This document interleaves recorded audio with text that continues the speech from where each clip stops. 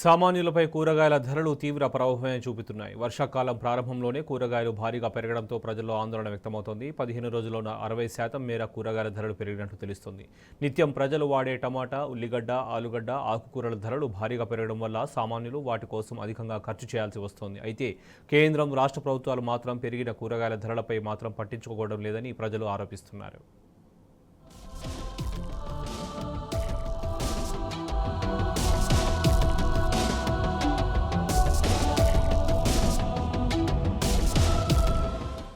వేసవి రాగానే కూరగాయల ధరలు పెరగడం, వర్షాకాలం మొదలు కాగానే తగ్గడం మామూలే.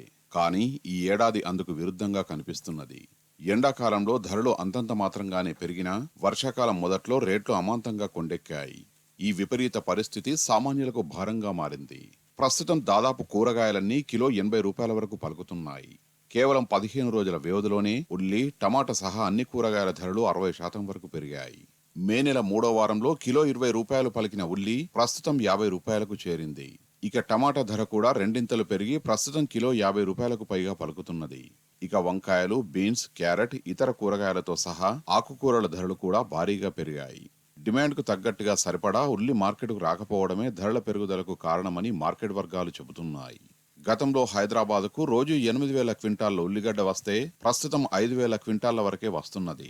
ధరలు తగ్గించే విధంగా ప్రభుత్వం ప్రణాళికల్ని అమలు చేయాలని వినియోగదారులు కోరుతున్నారు.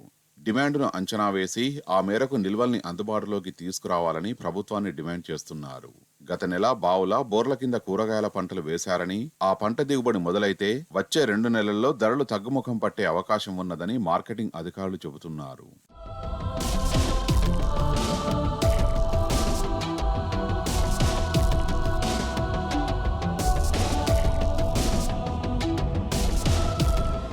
తెలంగాణ జనాభాకు ప్రతి ఏడాది 38.54 లక్షల టన్నుల కూరగాయలు అవసరమవుతాయని ఒక అంచనా. అయితే ప్రస్తుతం 19.54 లక్షల టన్నులు మాత్రమే ఉత్పత్తి అవుతున్నాయి. రాష్ట్రంలో 1.30 కోట్లకు పైగా ఎకరాల్లో అన్ని రకాల పంటలు సాగుతున్నాయి. అందులో కూరగాయల పంటలు 3.11 లక్షలకే పరిమితమయ్యాయి. ఈ కారణంగా జనాభా అవసరాలను సుమారు 19 లక్షల టన్నుల దిగుబడుల కోసం ఇతర రాష్ట్రాలపై ఆధారపడాల్సి వస్తున్నది.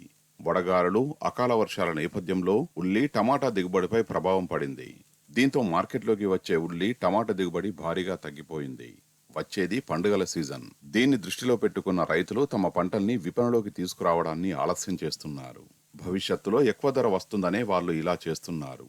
వెరసి డిమాండ్కు తగ్గ సరఫరా లేకపోవడంతో టమాటా, ఉల్లిగడ్డలు, ఆలుగడ్డల ధరలు భారీగా అమాంతంగా పెరుగుతున్నాయి. నిత్యావసరాల ధరల్ని కట్టడి చేయడంలో ప్రభుత్వం తగిన చర్యలు తీసుకోకపోవడంతోనే ఆ భారం తమపై పడుతున్నదని మోదీ సర్కారుపై సామాన్యులు మండిపడుతున్నారు.